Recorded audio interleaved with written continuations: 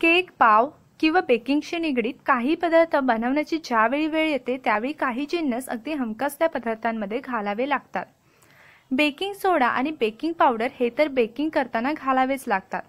अगदी चिमूटभर लागणारी ही गोष्ट काही खाद्यपदार्थांमध्ये फारच महत्त्वाची ठरते। पण अनेकांना बेकिंग सोडा आणि बेकिंग पावडर एकच वाटते किंवा या दोघांपैकी एक कोणतीही पदार्थांमध्ये घातली तरी चालेल असं वाटते। तुम्हालाही या बाबतीत असा गोंधळ होत असेल तर आजचा व्हिडिओ तुमच्यासाठी फारच महत्त्वाचा ठरेल, कारण बेकिंग सोडा आणि बेकिंग पावडर यामध्ये बराच फरक असतो। तो फरक कोणता आणि त्याचा वापर कसा करायचा ते आज आपण जाणून घेऊया।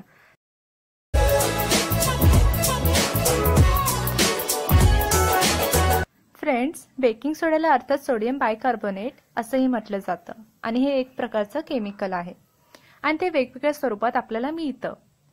याला केमिकल फॉर्म्युलेच्या रूपातही ओळखले जाते, म्हणजेच NaHCO3। बेकिंग सोडा आपल्याला दोन फॉर्ममध्ये मिळतो, पावडर, खडे अशा दोन्ही स्वरूपात आपल्याला मिळतो। हा झाला बेकिंग सोड्याचा दुसरा फरक। बेकिंग सोड्याचा तिसरा फरक म्हणजे याचा उपयोग अनेक ठिकाणी केला जातो। पाणी स्वच्छ करण्यासाठी स्विमिंग पूलमध्ये, पेस्ट कंट्रोल, रंगामध्ये, तर स्वच्छतेसाठी आणि जेवणामध्येही खास करून याचा उपयोग केला जातो। तर त्यामुळे बेकिंग सोड्याचा वापर हा वेगवेगळ्या पद्धतीने केला जातो। बेकिंग सोड्यामधला आपण आता फरक जाणून घेतला। आता आपल्याला जाणून घ्यायचा आहे तो म्हणजे बेकिंग पावडर मधील फरक। आता बेकिंग पावडर हे एक ड्राय केमिकल असून त्याचा उपयोग फक्त बेकिंग आणि काही खास पदार्थांमध्ये केला जातो। बेकिंग पावडर मध्ये एखादा पदार्थ फुगवणे, त्याचा आकार वाढवणे आणि त्याला हलका बनवण्याचे गुणधर्म असतात। बेकिंग पावडर ही देखील बेकिंग सोड्याप्रमाणेच पांढऱ्या रंगाची पावडर असते। केक, ब्रेड यामध्ये घातल्यानंतर त्यांना छान जाळी येण्यासाठी त्यामध्ये बेकिंग पावडर घातली जाते। त्यामुळे दोघांच्या केमिकल्समध्ये बराच मोठा फरक आहे। बेकिंग पावडर बेकिंग सोड्याऐवजी वापरली तरी चालू शकते, पण बेकिंग सोडा जास्त वापरून चालत नाही। त्यामुळे पदार्थाची चव पूर्णतः बदलून जाते। बेकिंग सोडा आणि बेकिंग पावडर तर यामधील आपण फरक तर जाणून घेतलाय।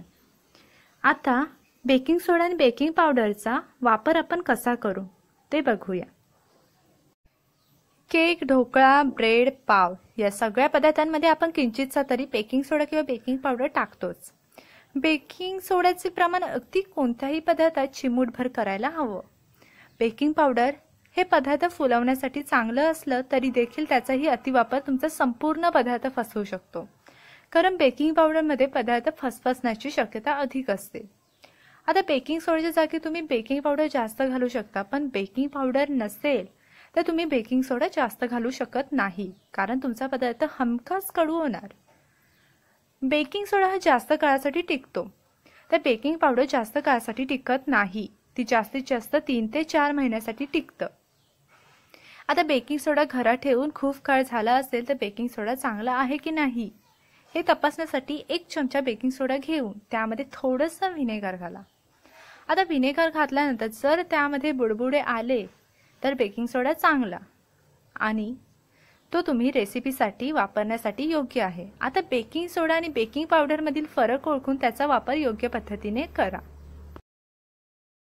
फ्रेंड्स, तुम्हाला खरंच व्हिडिओ आवडला असेल तर माझ्या चॅनलला सबस्क्राइब करा आणि बेल आयकॉनवर क्लिक करायला सुद्धा विसरू नका, कारण तुमच्यापर्यंत नवीन व्हिडिओचे नोटिफिकेशन पोहोचण्यासाठी। Thank you.